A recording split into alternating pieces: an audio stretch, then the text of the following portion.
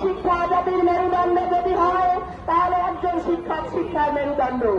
অতএব কোন শিক্ষকদের আপনারা এইরকম ধুলাবালির মধ্যে কুকুর বিড়ালের মতো রাজপথে ফেলে রাখবেন না।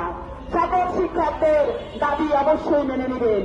শিক্ষকেরা বড় কিছু চায় না, তারা দুমুঠো চাল ভাত খেয়ে সম্মানের সহিত বেঁচে থাকতে চায়। তাই আমাদের দাবি, আমরা যেন আমাদের এই ন্যায্য দাবি সঠিকভাবে পাই। 26,193টি বিদ্যালয়ের মতো বাদপাড়ায় বিদ্যালয়গুলির ঘোষণা দ্রুত আমরা চাই। যদি আমরা এই দ্রুত এই ঘোষণা না পাই তাহলে আমাদের এই 20,000-এর অধিক শিক্ষক এবং শিক্ষক পরিবার রাজপথে আসলে কিন্তু এই রাজপথ বন্ধ হয়ে যাবে।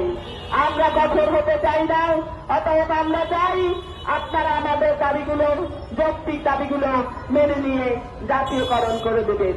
ধন্যবাদ সবাইকে। ধন্যবাদ।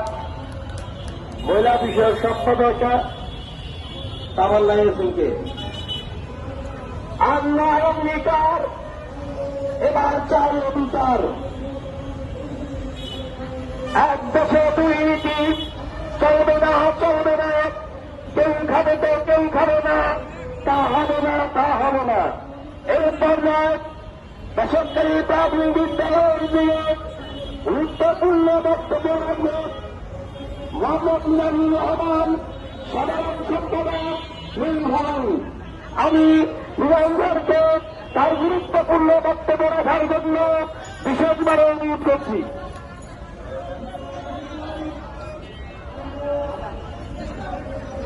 দুঃখিত, আগুনের কারণে সাময়িক বিরতি রাখা হল।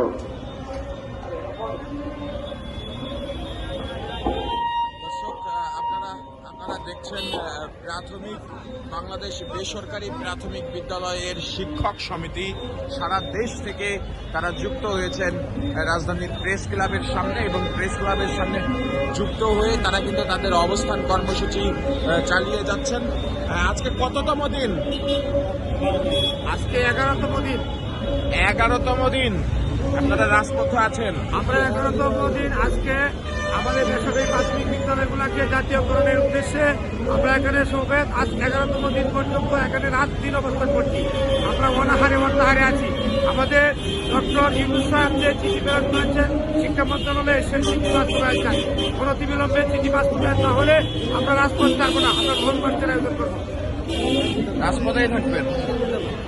দর্শক, তারা কিন্তু স্পষ্ট জানিয়ে দিয়েছেন মাননীয় প্রধান উপদেষ্টার কার্যালয় হতে প্রেরিত চিঠি দ্রুত বাস্তবায়ন না হওয়া পর্যন্ত তারা কিন্তু তাদের এই অবস্থান কর্মসূচি চালিয়ে যাবেন, এবং তারা গত 11 দিন যাবৎ যেমন দিনরাত অবস্থান করছেন রাজধানীর প্রেস ক্লাবের সামনে, ঠিক সেই অবস্থান কর্মসূচি কিন্তু তারা চালিয়ে যাওয়ার কথা বলেছেন।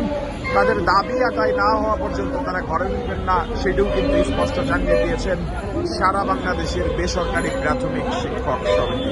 দর্শক, রাজধানীর প্রেস ক্লাবের সামনে থেকে আপনাদের সঙ্গে যুক্ত ছিলাম সুজয় মজুমদার, কেটিভি নিউজ 24, ঢাকা।